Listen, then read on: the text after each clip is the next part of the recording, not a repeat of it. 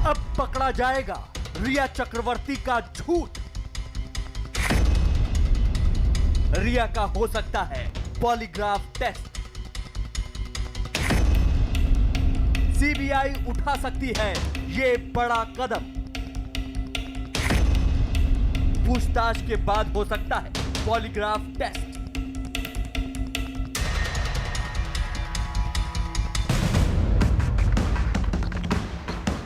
सुशांत मौत के मामले में किसी जांच एजेंसी का यह सबसे बड़ा कदम होगा। सुशांत सिंह ने अगर आत्महत्या की है तो क्यों? अगर सुशांत की हत्या हुई है तो उसका मकसद क्या था? ये जानने के लिए सीबीआई दिन रात एक किए हुए है। लगातार रिया और उससे जुड़े लोगों की सीबीआई की दरबार में पेशी हो रही है। इस बीच एक ऐसी बड़ी खबर सामने आई है जिसने सबको चौंका दिया है। बताया जा रहा है कि सीबीआई रिया चक्रवर्ती का पॉलीग्राफ टेस्ट करा सकती है। पूछताछ के बाद हो सकता है पॉलीग्राफ टेस्ट।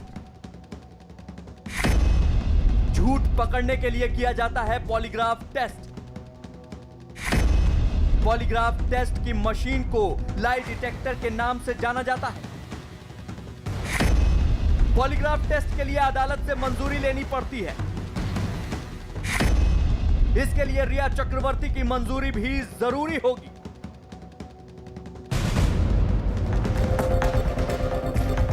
सुशांत केस में झूठ और सच आपस में इतने घुल मिल गए हैं कि किसी को कुछ समझ में ही नहीं आ रहा कि कौन सच्चा है और कौन झूठा। लिहाजा ये कदम उठाना पड़ा। सुशांत सिंह मामले में झूठों का ढेर लगा हुआ है। इन्हीं झूठों के ढेर में से सच की सुई निकालना सीबीआई के लिए एक बड़ी चुनौती है। इसलिए सीबीआई रिया का पॉलीग्राफ टेस्ट कराने पर विचार कर रही है। फिलहाल तो सीबीआई के सवालों से रिया के पसीने छूट गए हैं। सीबीआई ने रिया से कई ऐसे सवाल पूछे हैं जिनका रिया कोई जवाब नहीं दे पाई। हकीकत जानने के लिए सीबीआई ने रिया से कई सवाल किए। इनमें से ऐसे कई सवाल थे जिसका जवाब रिया के पास नहीं था। अगर कोई जवाब था तो वो भी साफ नहीं था। और रिया की ये चुप्पी सीबीआई के हौसले बढ़ा रही है।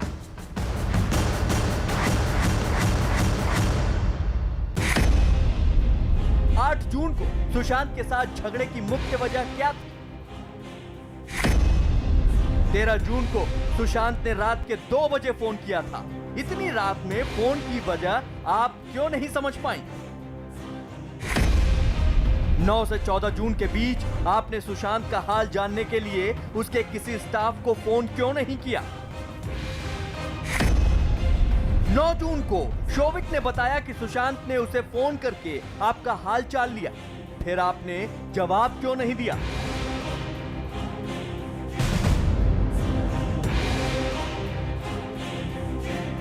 बताया जा रहा है कि सीबीआई के इन सवालों ने रिया के मुंह पर ताला जड़ दिया। कोई भी जवाब सीबीआई को संतुष्ट नहीं कर पाया। रिया से सच जानने के लिए सीबीआई ने सवालों का जाल तैयार किया है। सीबीआई के मुताबिक रिया किसी न किसी सवाल में जरूर फंसेंगी और उन्हें सच बोलना ही पड़ेगा। सीबीआई ने कुछ ऐसे सवाल थे जिसके बाद रिया की प्रतिक्रिया संदेह के घेरे में उसे खड़ा करती है। रिया के सवाल उनके जवाबों पर हैं जब रिया ने सुशांत सिंह राजपूत की मानसिक हालात पर सवाल खड़े किए थे। सुशांत के 5 साइकाइट्रिस्ट थे, जाने माने बहुत बड़े। वो हिंदुजा हॉस्पिटल खार में एडमिटेड था अंडर डॉक्टर कर्सी चावड़ा। उनकी ट्रीटमेंट और प्रिस्क्रिप्शंस सब डॉक्टर्स के सुपरविजन के अंडर होती थी। और जैन 2020 में उन्होंने दवाइयां लेनी बंद कर दी थी। वो उनका प्रोरोगेटिव था, उन्होंने डिसाइड किया था। अगर मैं उन्हें फोर्स कर रही होती तो मैं उन्हें बंद क्यों करने देती? सुशांत जब मेडिकेशन पे था नवंबर टू जैन, तब हर हफ्ते उनके प्रैक्टिसिंग साइकाइट्रिस्ट से वो मिलता था और वही आगे का कोर्स ऑफ एक्शन बताते थे। मेरा रोल सिर्फ एक गर्लफ्रेंड और एक कंपेनियन का था। सुशांत एस्ट्रोफिजिक्स के बड़े जानकार थे। सुशांत ने नासा में 1 महीने की ट्रेनिंग ली थी। सुशांत को अंतरिक्ष में बहुत दिलचस्पी थी। ऐसा शख्स कोई तस्वीर देखकर कैसे डर सकता है? यहां पर सीबीआई को ड्रग्स के इस्तेमाल का शक है। सुशांत रिया को बहुत प्यार करते थे। दोनों ने शादी करने की योजना बना रखी थी, लेकिन सुशांत की मौत को लेकर रिया की प्रतिक्रिया बहुत ठंडी थी। मौत के कई घंटे बाद भी रिया सुशांत को देखने नहीं पहुंची।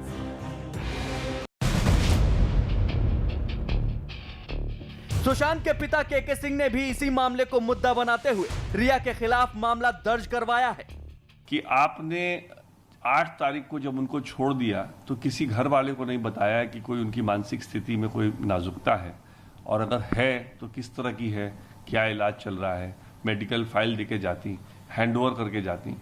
आपने नहीं किया। कोई सवाल नहीं इस मामले में, कोई सवाल नहीं।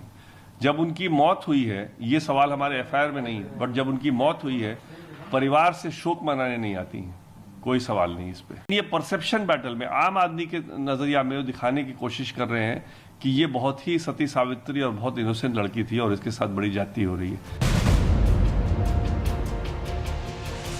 जाहिर सी बात है, आने वाले दिन रिया चक्रवर्ती और उसकी चौकड़ी के लिए मुसीबत भरे हो सकते हैं। अब रिया के सवाल ही उसके लिए परेशानी खड़ी करेंगे और सीबीआई ने किसी भी कीमत पर सच का पता लगाने का फैसला किया है। इसके लिए भले ही लाई डिटेक्टर टेस्ट ही क्यों ना करवाना पड़े।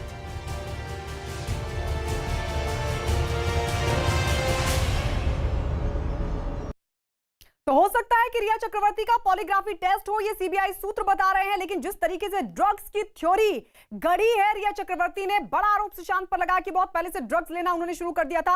अब जो हम आपको दिखाने जा रहे हैं, दरअसल वो रिया चक्रवर्ती के इस आरोप का पर्दाफाश करेगा। न्यूज 18 से एक्सक्लूसिव बातचीत में सुशांत के सहयोगी रहे साबिर अहमद ने रिया के झूठ का पर्दाफाश किया है। सुशांत के पर्सनल असिस्टेंट रहे साबिर अहमद ने यह दावा किया है कि सुशांत कभी ड्रग्स नहीं लेते थे। साथ ही साबिर ने यह भी दावा किया कि सुशांत को उन्होंने कभी भी डिप्रेशन में नहीं देखा।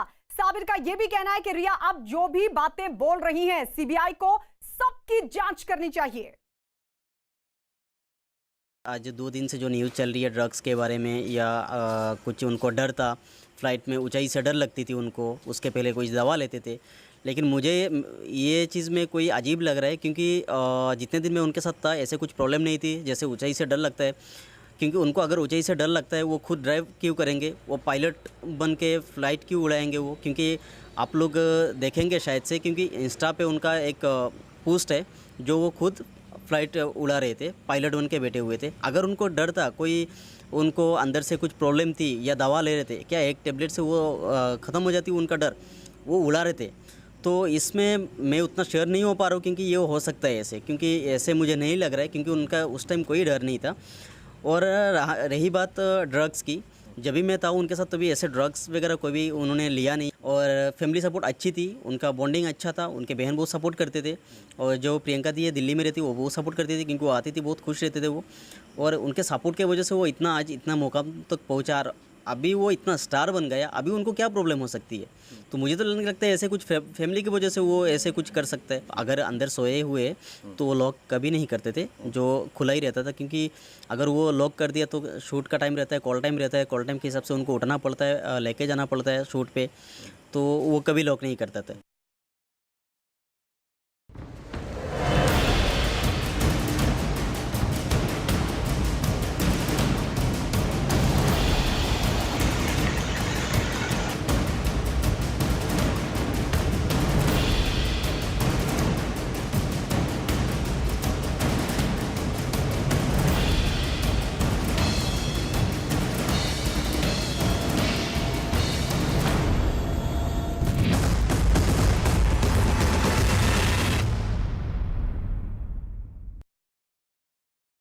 और आइए अब आपको दिखाते हैं बाढ़ की विनाश लीला। आसमान से बरस रही है बर्बादी और इस बारिश की आई तबाही की कुछ तस्वीरें देश के अलग अलग हिस्सों से सामने आ रही हैं। पानी से होती तबाही और बरसात से होती बर्बादी को देखकर अच्छों की रूह कांप जाए।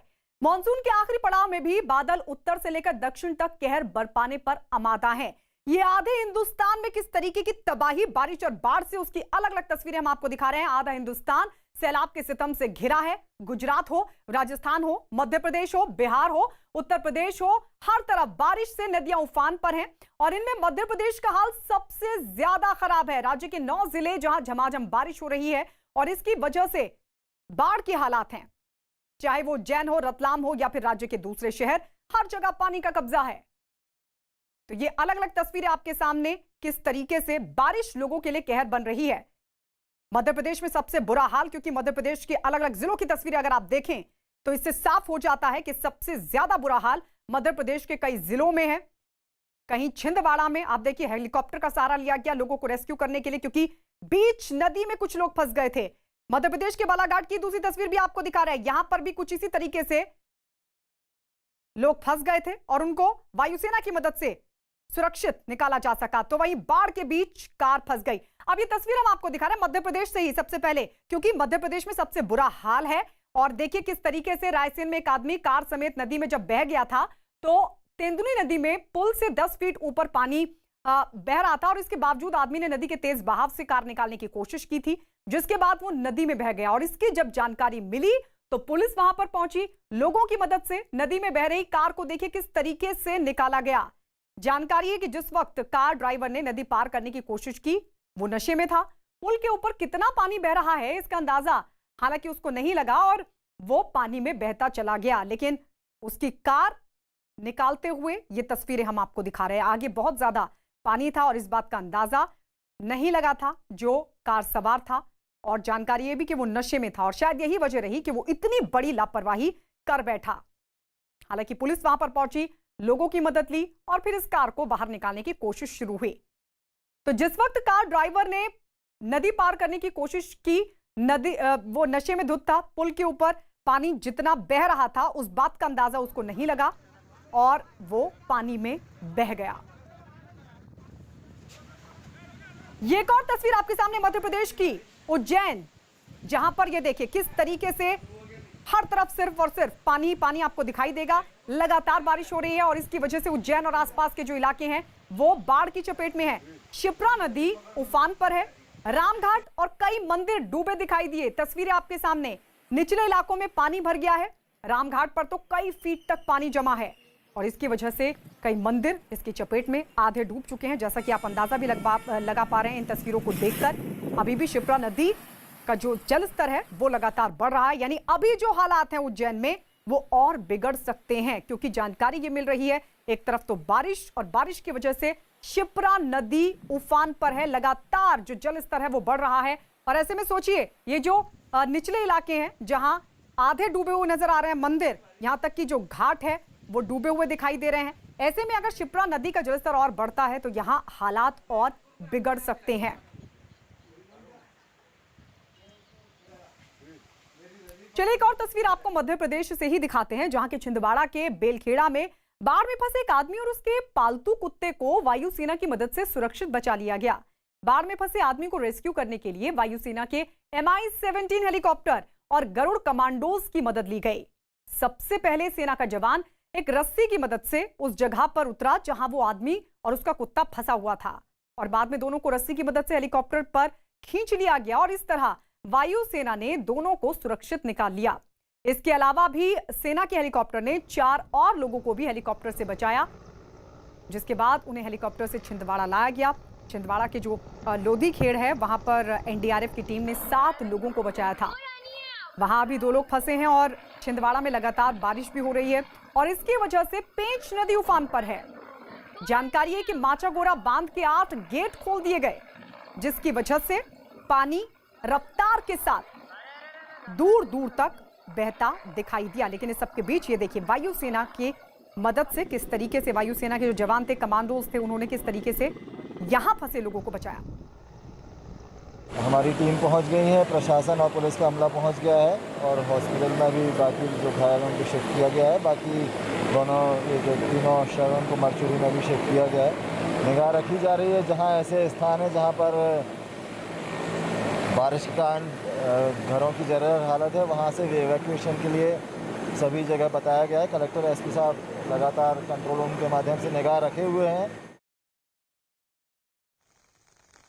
और ये एक और तस्वीर अब आपके सामने, मध्य प्रदेश से ही होशंगाबाद की तस्वीर।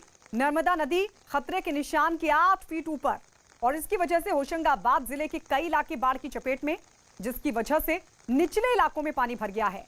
इतना ही नहीं, तवा नदी के उफान पर आने के बाद सड़कों पर भी कई फीट तक पानी जमा है, जिसकी 2 तस्वीरें हम आपको दिखा रहे हैं। एक तस्वीर में आप देख रहे हैं किस तरीके से ये जो गाड़ी है वो बहती हुई दिखाई दी, तो वहीं लोगों की मुश्किल बढ़ाने वाली ये तस्वीरें, एक कार बाढ़ में फंसी, कार ड्राइवर ने बाढ़ के बीच से निकलने की कोशिश की। सड़क पर 2 से 3 फीट तक पानी भरा हुआ है, जिसमें कार फंस गई थी।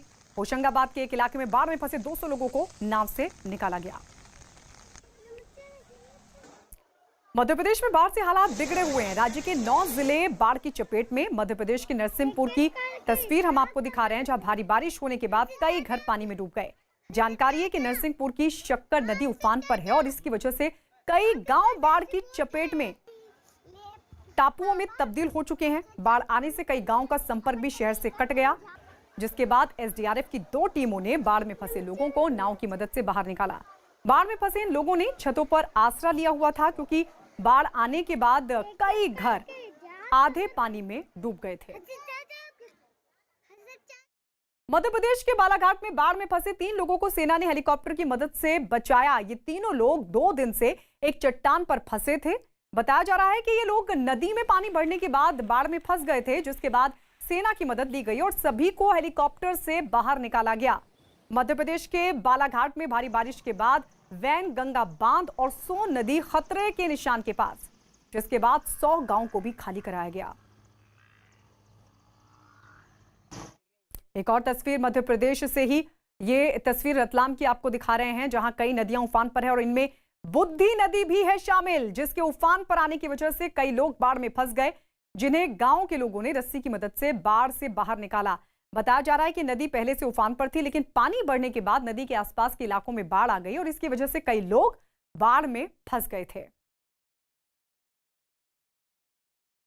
एक और तस्वीर एमपी से भोपाल, जहां भोपाल के पास मिसोरत में पुलिस कॉलोनी में 5 लोगों को एनडीआरएफ की टीम ने 5 घंटे की कड़ी मेहनत के बाद सही सलामत बाहर निकाल लिया। एनडीआरएफ की टीम ने रस्सी और नाव की मदद से 2 बच्चों और एक बुजुर्ग, साथ ही महिलाओं को बाहर निकाला। इस दौरान मध्य प्रदेश विधानसभा के प्रोटेम स्पीकर रामेश्वर शर्मा भी रहे मौजूद। और अब ये तस्वीर रायसेन की। मध्य प्रदेश के रायसेन में बाढ़ में फंसे लोगों को सेना के जवानों ने हेलीकॉप्टर से बाहर निकाला, जिसकी तस्वीरें आपके सामने। ये सभी लोग एक गांव में बाढ़ में फंसे हुए थे, जिन्हें वायुसेना के हेलीकॉप्टर से निकाला गया और एयरलिफ्ट कर रायसेन लाया गया। तो मध्य प्रदेश की तस्वीर आप देख रहे हैं, जहां इन लोगों को बचाया गया एनडीआरएफ की टीम की तरफ से।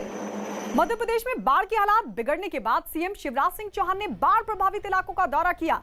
साथ ही बाढ़ प्रभावित इलाकों में चल रहे राहत और बचाव कामों की प्रधानमंत्री मोदी को जानकारी भी दी, क्योंकि राज्य के 9 जिले बाढ़ की चपेट में हैं, जिनकी अलग अलग तस्वीरें हमने आपको दिखाई। और अब ये हवाई दौरा करते हुए बाढ़ प्रभावित इलाकों का मध्य प्रदेश के मुख्यमंत्री शिवराज सिंह चौहान।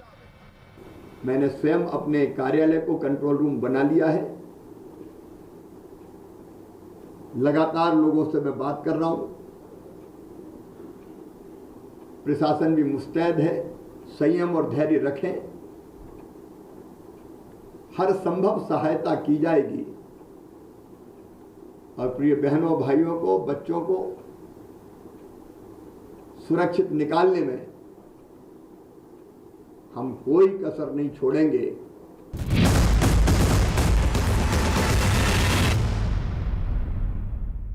बाढ़ की विनाशलीला की कुछ और तस्वीरें आपको दिखाते हैं। कटक के एक दूसरे इलाके में किस तरीके से बाढ़ की जो तस्वीरें सामने आई हैं, उनमें एक तस्वीर में नदी किनारे बने कई मंदिर पानी में डूब गए। देखने से ऐसा लगा जैसे नदी ने अपना रास्ता बदल लिया हो। बताया गया कि हीराकुंड बांध के 44 गेट खोलने के बाद बाढ़ के हालात बने। कटक का भट्टरिका मंदिर, जिसका पूरा परिसर भी बाढ़ में डूबा दिखा। बताया गया कि मंदिर के आसपास 8 फीट तक पानी बह रहा है। कटक की महानदी उफान पर है और इस वजह से नदी का पानी मंदिर के अंदर से होकर गुजर रहा है। ऐसे ही हालात कटक के कई इलाकों में हैं, जहां बाढ़ ने जमकर मचा रखी है तबाही। आने वाले दिनों में भी कोई भी राहत की उम्मीद दिखाई नहीं दे रही।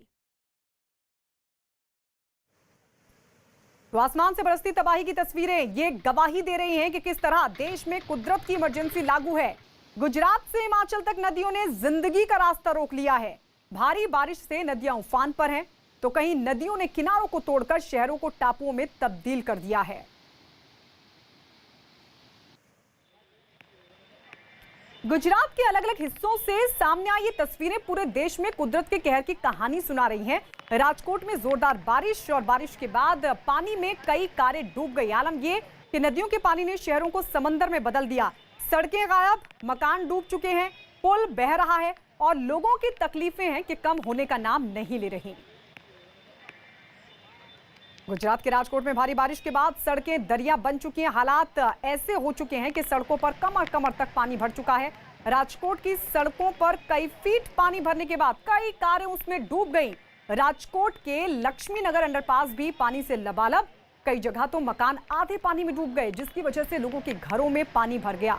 बताया गया कि राजकोट में करीब 2 घंटे तक जमकर बारिश हुई, जिसकी वजह से शहर की गलियां नदियों में तब्दील दिखाई दी।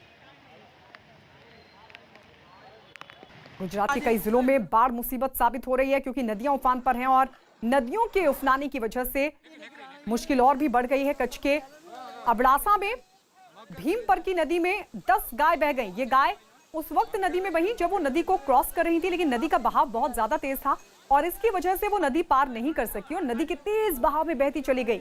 हालांकि नदी में कुछ दूर बहने के बाद वो किनारे पर आ गई। गुजरात के दूसरे जिलों में भी जमकर हो रही है बारिश और इनमें गिर सोमनाथ भी शामिल है, जहां जोरदार बारिश के बाद हिरण, कोडीनार समेत कई नदियां उफान पर हैं, जिसकी वजह से कई गांवों का संपर्क टूट चुका है और इससे बढ़ गई है लोगों की मुश्किल। एक और तस्वीर वडोदरा की, गुजरात का वडोदरा, जहां जोरदार बारिश के बाद पावागढ़ मंदिर पर सीढ़ियां झरने में तब्दील हो गई। लगातार बारिश होने की वजह से पानी तेज रफ्तार में बह रहा है, जिसमें जरा सी चूक भी किसी भी बड़े हादसे को दावत दे सकती है। हालांकि सीढ़ियों से तेजी से बहते पानी के बीच भी लोग लापरवाही बरतने से बाज नहीं आ रहे। ये तस्वीर द्वारका की, गुजरात का द्वारका, जहां की तस्वीर आप देख रहे हैं किस तरीके से यहां पानी के बीच एक शख्स जिसको बचाने की कोशिश की जा रही थी, रस्सी उसने पकड़ी हुई थी और उसके बाद उसको सुरक्षित निकालने की कोशिश हुई। और अब तस्वीर आपको दिखा रहे राजस्थान की, राजस्थान के झालावाड़, जहां बरसाती नाले को पार करते वक्त एक आदमी बह गया, जिसका अभी तक कोई पता नहीं चल सका है। तलाश लगातार जारी है। बताया गया कि बाढ़ में बहने वाला आदमी किसी काम से शहर गया था और लौटते वक्त बरसाती नाला उफान पर आ गया। सड़कों पर भी कई फीट तेज पानी बह रहा था और इसके बावजूद जब इस शख्स ने बाढ़ को पार करने की कोशिश की, लेकिन पानी का बहाव इतना तेज था कि वो खुद पर काबू नहीं रख सका।